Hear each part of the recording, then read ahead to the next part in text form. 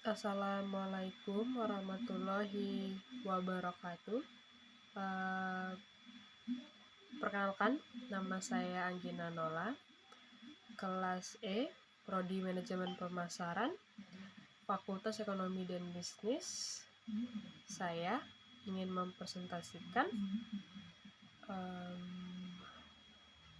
hasil pencarian saya tentang konsep dasar AMDAL. Baik, saya akan menjelaskan tentang definisi, terus ada landasan hukum, ada tahapan AMDAL, dan jenis dampak lingkungannya. Baik, definisi pengertian AMDAL sendiri adalah kajian yang dilakukan untuk mengevaluasi dampak yang mungkin terjadi terhadap lingkungan hidup dari suatu kegiatan atau proyek. AMDAL merupakan alat untuk mengendalikan perubahan lingkungan sebelum kegiatan pembangunan dilaksanakan. Tujuannya mengidentifikasi dampak negatif, mencari solusi untuk meminimalkan dampak tersebut, dan memaksimalkan dampak positif. Perbedaan AMDAL, perbedaan antara AMDAL, UKL, UPL, dan studi kelayakan. AMDAL adalah kajian yang dilakukan untuk usaha atau kegiatan yang berdampak penting terhadap lingkungan. Kalau UKL dan UPL, upaya pengelolaan lingkungan hidup dan upaya pemantauan lingkungan hidup adalah dokumen perizinan lingkungan yang disusun untuk usaha atau kegiatan yang berdampak sedang terhadap lingkungan. Studi kelayakan lingkungan yang merupakan aspek yang diwajibkan untuk mendapatkan perizinan. Selain aspek AMDAL, aspek-aspek studi kelayakan yang lain adalah aspek teknis dan ekonomi. Baik, ada landasan hukum. Nomor ada 1, 2, 3, 4, 5, 6, 7, 8. Yang pertama itu UU nomor 32 tahun 2019 tentang perlindungan dan pengelolaan lingkungan hidup.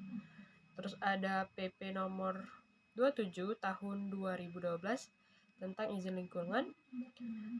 Nomor Permen LH nomor 08 tahun 2013 tentang tata laksana pemeriksaan dan penilaian dokumen lingkungan hidup serta penerbitan izin lingkungan. Terus ada nomor 5 tahun 2012 jenis usaha dan atau kegiatan yang wajib dilengkapi dengan AMDAL.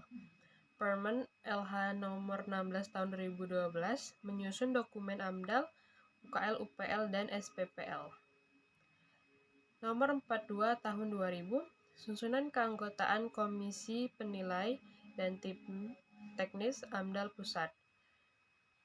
Nomor 7 tahun 2010 sertifikasi kompetisi penyusun dokumen AMDAL dan persyaratan lembaga pelatihan kompetensi penyusunan dokumen AMDAL. Terus ada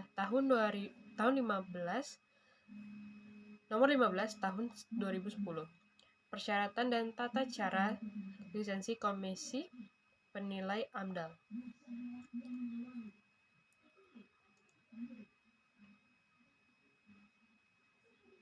Baik, ada prinsip-prinsip AMDAL.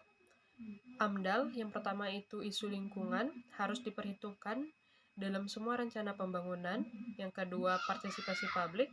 Yang ketiga, pengakuan prinsip-prinsip sosial dan budaya yang secara tradisional digunakan untuk pengelolaan lingkungan alam.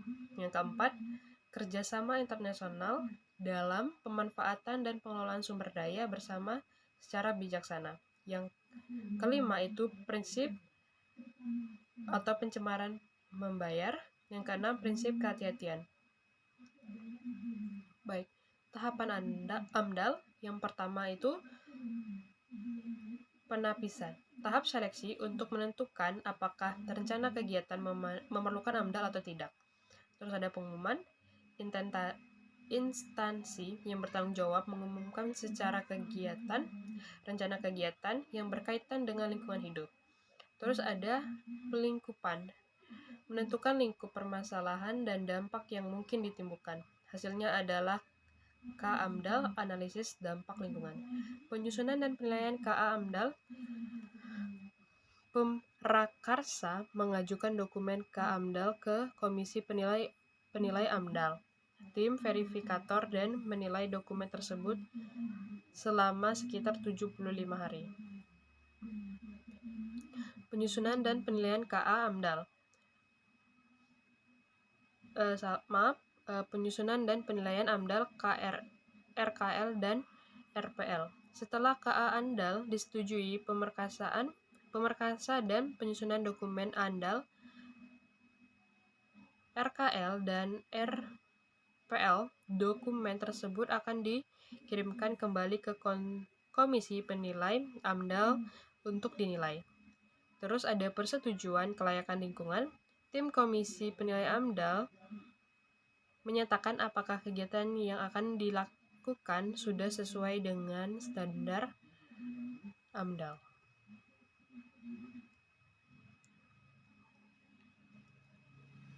Baik, peran masing-masing AMDAL. Yang pertama itu konsultasi lingkungan, bertugas melakukan kajian lingkungan, menyusun dokumen AMDAL, dan memberikan rekomendasi mitigasi dampak lingkungan. Konsultan lingkungan merupakan tim ahli yang ditunjukkan oleh pemerakarsa dan harus bersertifikat ATPA. Terus ada pemerintah. Proyek AMDAL dapat digunakan sebagai bentuk tanggung jawab pemerintah dalam melestarikan dan menjaga lingkungan. Terus ada masyarakat berperan dalam proses AMDAL dengan menyampaikan saran, pendapat, dan tanggapan. Masyarakat yang berkepentingan dalam proses AMDAL dapat dibedakan menjadi masyarakat terkena dampak dan masyarakat pemerhati. Jenis dampak lingkungan. Dampak lingkungan yang dapat ditimbulkan oleh suatu proyek adalah pencemaran lingkungan. Pencemaran lingkungan dapat merusak keseimbangan ekosistem dan mengganggu manusia, hewan, dan tumbuhan. Berikut adalah beberapa jenis pencemaran lingkungan dan contohnya. Yang pertama itu pencemaran air, terjadi ketika zat-zat polutan seperti limbah, kotoran, pupuk, dan sampah masuk ke dalam sumber air. Contohnya sungai yang tercemar akibat limbah dan sampah sehingga airnya keruh, berbau, dan tidak layak dikonsumsi. Terus ada pencemaran tanah, terjadi ketika zat-zat polutan seperti tumpahan minyak, kebocoran limbah, dan pestisida masuk ke dalam lapisan tanah. Terus ada pencemaran udara, terjadi ketika zat-zat polutan mengotori udara, contohnya zat-zat polutan yang dihasilkan dari aktivitas pabrik, pengguna kendaraan bermotor, dan membakar sampah. Baik, itulah hasil presentasi saya. Saya ucapkan terima kasih.